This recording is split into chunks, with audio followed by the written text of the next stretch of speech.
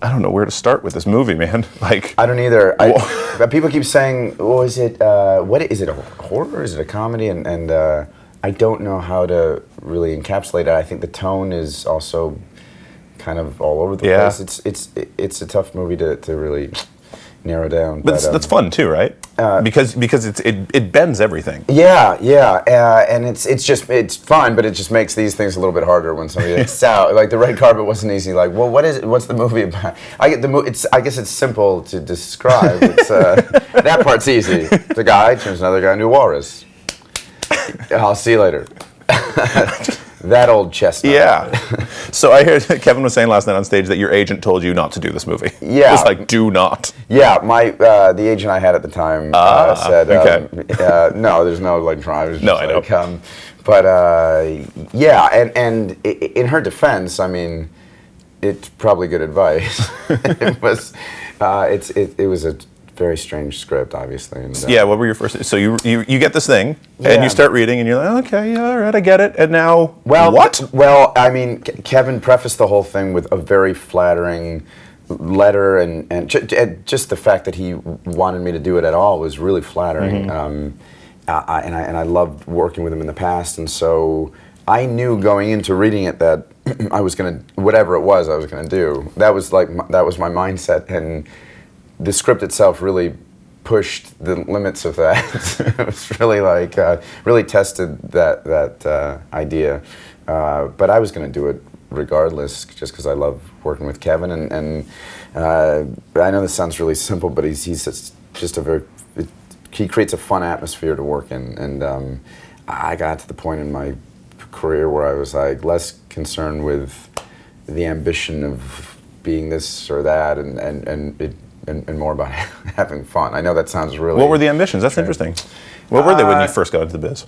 When I first got in, it was just to work. It was just to get jobs, and that carried me through, I think, maybe to a fault, many years of that. You know, the jobs would come up, and I was not... I sometimes think I wasn't as maybe discerning as I should have been. Only because you have to be though, right? You got to take the work when you get it. Yeah, well, that was my mentality. And I grew up. My mom was an actress, and so my thought was always like, actors take the jobs. You go. A friend of mine used to say, this actor used to say, we're like, it's a Tim Busfield. I don't know if you know him. He said, no. we're like carnies. We go where the tents are. We're carnies, and I always thought that way. Like a job would come up, and of course I'm going to do it. Mm-hmm.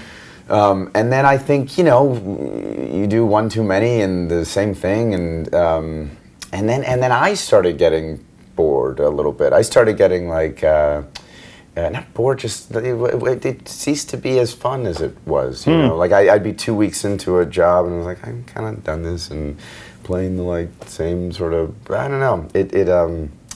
It started wearing thin, and I hate saying that because I love acting so much, and so I kind of just. What was the movie that flipped it for you? Where'd you get back on track? I know that's a good question. I don't know. It was just along the way, the last around 30, 31 when I hit a certain age. It was also just. Is that how old? Ages? Is that 36. Yeah, 36. Yeah, okay, I was like, I don't know what you're saying. Number. Yeah. It was also just just in general, life in general, time. This is going to sound weird and heavy for an interview, but time became more precious. Time becomes more precious. I think when the older you get, you just realize how limited it is. Sorry. No, I like it. Because we got some time. So you don't have any Molly on you, do you? I can't say it on camera. Sorry. Yeah, I know. I just want to play along. It'd be great to do a little Molly right now. Where do? They're marketing. They're actually using. I don't know if you read this. I did. I was going to ask Kevin about the weed stuff. Mm-hmm. Yeah. Okay. Do you want to talk about it? That's weird. Well, it is amazing. Weird, but it does kind of make sense. I mean, the more you think about it. So they're marketing. But A24 is like they're genius at this kind of thing. And Kevin, I'm sure will talk more in depth about that. Yeah, what they did with Spring Breakers is incredible. Yeah. And the Bling Ring and they just really know how to find an audience, and so they. I think realize the origins of this movie and the way in which it was conceived, which was through a thick cloud of smoke and a microphone. Yes, exactly. Yeah, and that's a way it can be enjoyed, not the only way. But so they've actually, I think they've developed 2 strains of pot to coincide with the release of the movie, and one makes sense. One is like a mellow, easy. You saw the movie, so it's like it might be nice to watch it with like just like some sort of mellow, like tranquil thing, and it's called White Walrus. And then the other one is a more intense high, which to me, I mean, I don't want to do whatever marketing they've done. I don't want to like work against it, but I would be afraid of doing the other one, which is Mr. Tusk. The movie is intense on its own and like crazy enough that. But I said that to Kevin. I was like, "Do you really need that?" He's like, "I'm gonna try it. I'm gonna watch it with that. Are you kidding?" Yeah, and now I'm sort of curious too. But the other one's called Mr. Tusk, in case my mom's watching this, or anyone who's interested in maybe. Your mom? That's where you go to? Yeah, I actually was joking, but now that I think about it, my mom should smoke some of the White Walrus before watching this, because she's just the trailer. She was like, "Oh my God, I don't know if I can do it." She saw I did a movie, Jeepers Creepers, this horror movie, and at the end, it was a spoiler alert. It's been 15 years. So this thing will be fine. Yeah. They take out my eye. The monster takes out my eyes, and I make it sound so delicate, like it's a procedure. Yeah, whatever it is. He surgically removed. he probably just rips them out. But my mom really freaked out when I saw it with her like opening day, and she was crying at the end. And she's an actress, like she knows. She would think. I was like, "Mom, it's fake." And she's like, "You're beautiful eyes." So this What's she gonna think when she sees I don't know. Oh my God. Nightmares. It'd be really weird for me if she was like, "Yeah, okay." That's what you look like as a baby, actually. I can see that. Yeah. So choices, the mustache. Because it was going to be a walrus? Because they've got a horror movie. Yeah. I thought like anything to help the horror and the disturbing. The horror mustache, that's a thing? Yeah, I just think it's so horrifying to look at. I wanted it for a couple of reasons, mostly because I thought it was like a fun like foreshadowing, and Robert Kurtzman who did the makeup, special effects makeup, got the call. It was such a quick process that he had so little time to prepare, which makes what he did that much more incredible. And his team, they were awesome. But I thought that the mustache was going to be incorporated into the prosthetics, and they tried actually at one point. They did try. And it ended up looking way too comical. It was like a Groucho Marx walrus. Oh, gotcha. Yeah, It was this fluffy, almost like Rip Taylor. Rip Taylor who throws the confetti. Yeah. Yeah. It was that. It was the Good Rip Taylor version of Hank. Yeah. You just do that. Yeah, it works. That's his thing. I mean, he throws confetti. That's the end of Jackass movies. Yeah. But I'm sure before that too. He's famous for things, but that's what I know him from. Me too. Yeah. Is that how he punctuated things, or was that his go-to? I don't know. We'll Google that later, or Bing that rather, because it's from Microsoft. Kevin was saying last night too, the podcast, like at the job of the podcast was going to be a different thing. You were going to go out and bang random chicks, but you were like, I don't want to do that. This is a better thing, maybe. You make it sound even grosser than it is. You bang random chick. Well, I'm using what he said yesterday. It's true. No, you're right to say that. Yeah, and I thought the audience is already. It's a delicate balance, because you don't want him to be overly sympathetic, because he's going to get tortured and go through this horrible thing, but you also don't want him to be a complete asshole, because there's got to be an element of like redemption for him in the end. I thought it'd be interesting. I read the script and I thought, God, it's so fun, weird and fun, but there's an opportunity to maybe say something in the weirdness and about. It's going to sound really pretentious. If you don't like pretension, just stop watching. About losing your humanity and maybe finding it in some way in becoming an animal. Like a little Kafka for the kids. Because the kids love the Kafka. What did you learn as an actor playing a walrus? I mean, I know in some acting classes they do animal exexercises, right? They do actually, yeah. And it reminded me of that. It reminded me of like, oh God, those like bullshit. Yeah. Not that it's bullshit to do that, but like, I remember being in acting class and like, okay, you're it was that very primal. You're a snake and you're this, and you have to go through. I'm so tired and such a bad actor that I couldn't come up with another animal as the example.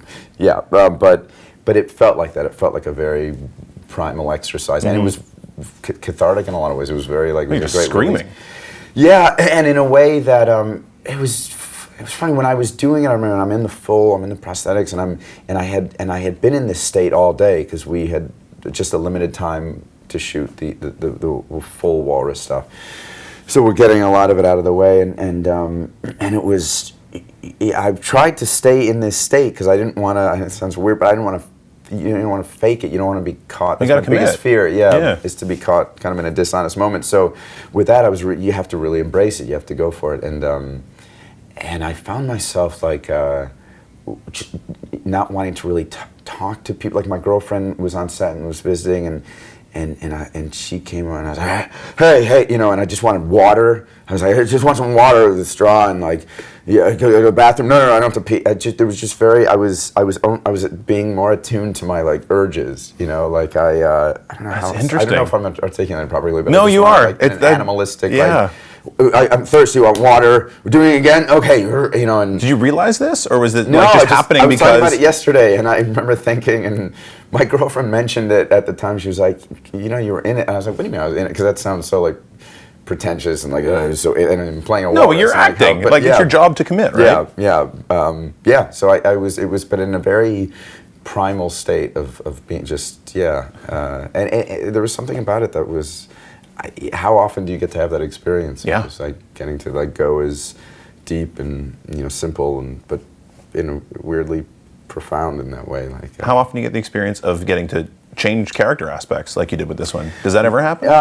Maybe as a lead it's different. But. Yeah, it is, and I miss doing that. I actually miss playing. There was another thrilling thing about getting to do the part was just playing somebody that unlikable and that. People watching this may be like, no, you do that usually, but it was a much different part than I'd been asked to play, and then the transformation in obviously was pretty extreme. So that was as an actor, that was just I will never be able to thank Kevin enough for giving me that opportunity because I really don't.